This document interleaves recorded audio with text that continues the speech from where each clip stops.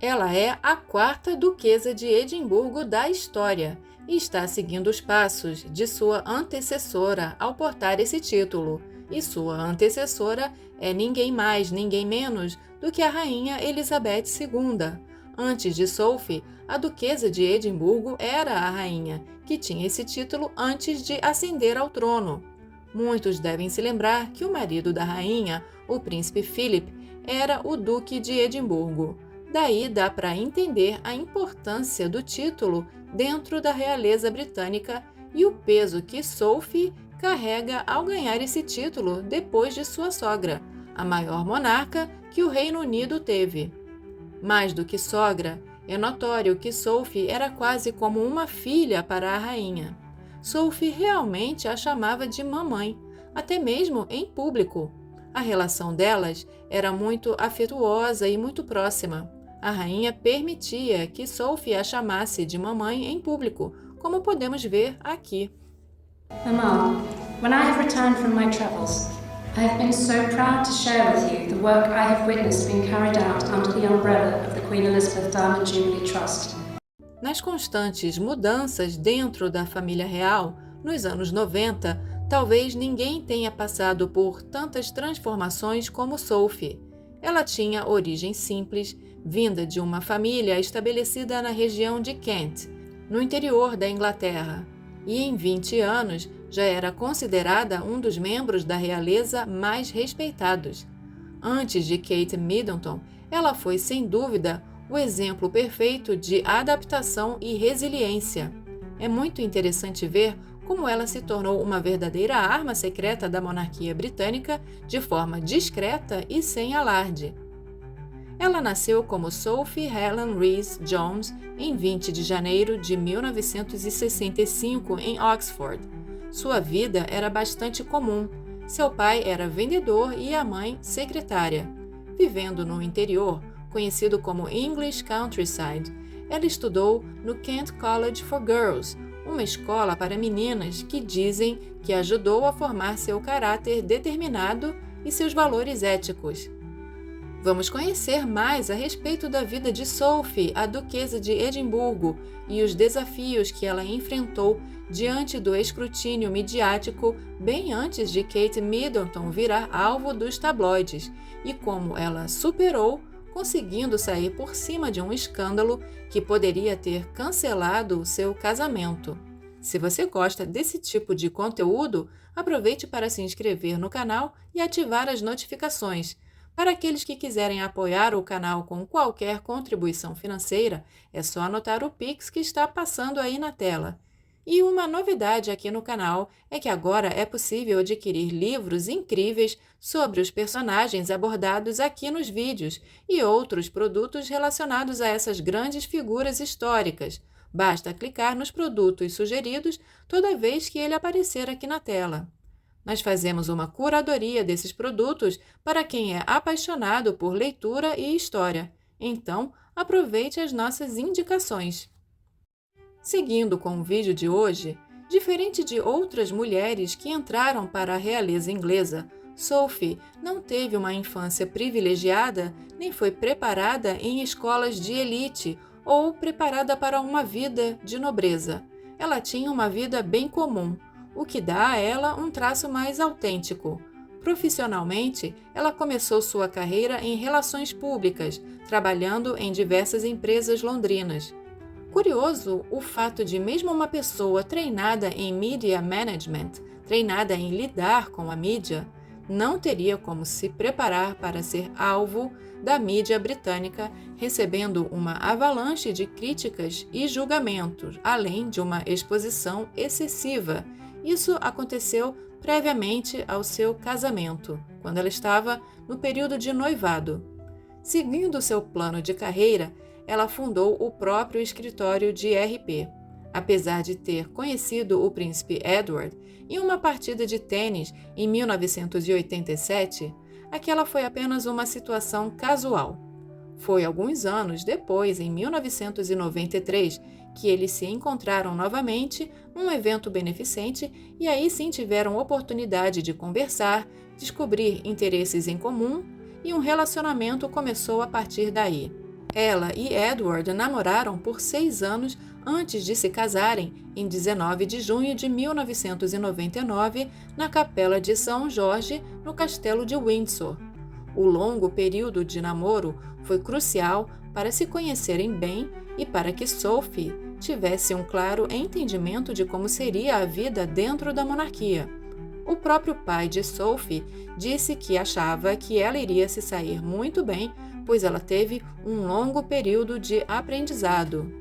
Percebam como os relacionamentos da realeza que passaram por anos de namoro antes do casamento aparentemente são mais bem-sucedidos, como Sophie e Edward, Kate e William, e Zara e Mike Tyndall. Bem diferente do exemplo da princesa Diana, que não chegou a namorar com Charles e teve apenas cerca de 11 encontros com ele antes de se casar. Ao mesmo tempo, ela já passava pelo escrutínio da mídia, desde o conflito de interesses de sua empresa com sua posição dentro da monarquia, até comparações com Diana, por ela também ser loira com cabelos curtos. Em 2001, vazaram comentários indiscretos sobre alguns políticos que ela fez privadamente quando Sophie era dona de uma empresa de relações públicas que ela mesma fundou, a RJH Public Relations. Aquilo foi considerado um escândalo, causando muita pressão sobre ela, e Sophie foi obrigada a fechar sua empresa. Ou seja, ela não mais poderia ter o seu próprio trabalho e o seu próprio dinheiro. Sua única opção como esposa de um príncipe inglês era trabalhar para a monarquia como membro sênior. Mas podemos dizer que, diante dessa situação, Sophie fez do limão uma limonada. Ela decidiu abraçar totalmente seu papel dentro da instituição, representando da melhor forma possível a coroa britânica. A seriedade e dedicação com a qual ela tem desempenhado seu papel de duquesa é admirável. Ela não apenas ganhou o importante título de Duquesa de Edimburgo no reinado de Charles III e se aproveitou do glamour e do status adquirido. Ela arregaçou as mangas e foi ver com os próprios olhos a situação das pessoas afetadas diretamente nas causas humanitárias que ela representa, em especial causas para crianças e mulheres. Ela é a 4ª Working Royal que mais trabalha depois do rei Charles, da princesa Anne e do príncipe Edward. Mas muitas vezes a impressão é que ela trabalha mais que o rei ou mais que o marido, pois ela aparece com mais frequência na divulgação feita pelos próprios canais de comunicação da família real. Ela é patrona de mais de 70 instituições e tem se firmado como uma voz para mulheres em situação vulnerável ao redor do mundo, sendo altamente respeitada dentro e fora da monarquia. Sophie realmente tem abraçado as causas mais difíceis, fazendo campanhas para pessoas com problemas físicos em países mais pobres, uma importante campanha para pessoas com problemas de visão, causa essa que ela conhece de perto, pois sua filha, Lady Louise, nasceu com um problema de visão chamado esotropia e teve que se submeter a diversas cirurgias de correção. Sophie também tem dado muita visibilidade para a causa de mulheres vítimas de abuso sexual. Ela se prepara com profundidade em cada um desses temas e tem usado sua plataforma para gerar consciência sobre essas questões. Talvez sua própria experiência pessoal dê a ela a noção de como muitas mulheres precisam de ajuda ao redor do mundo, sobretudo mulheres menos privilegiadas. Sophie teve uma história dramática com a gravidez. Após se casar, primeiro ela teve uma gravidez ectópica que não foi para frente. E quando engravidou da primeira filha em 2003, ela quase morreu no parto. Ela entrou em trabalho de parto prematuramente, teve que ser levada às pressas de helicóptero para o hospital e perdeu muito sangue. Os médicos relataram que por pouco conseguiram salvá-la. O bebê teve que ficar no hospital por semanas, mesmo depois que Sophie foi liberada para ir para casa. Uma coisa é certa, ela abraça mais causas difíceis, algumas com pouca visibilidade, mas de grande importância.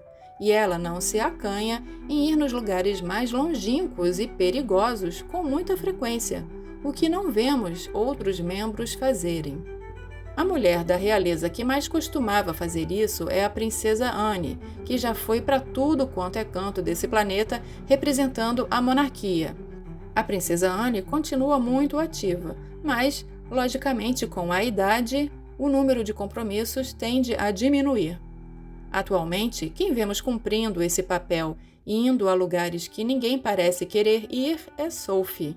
Essa postura tem dado a ela cada vez mais proeminência dentro da monarquia e tem sido cada vez mais comum a vermos em eventos junto ao sobrinho, o príncipe William.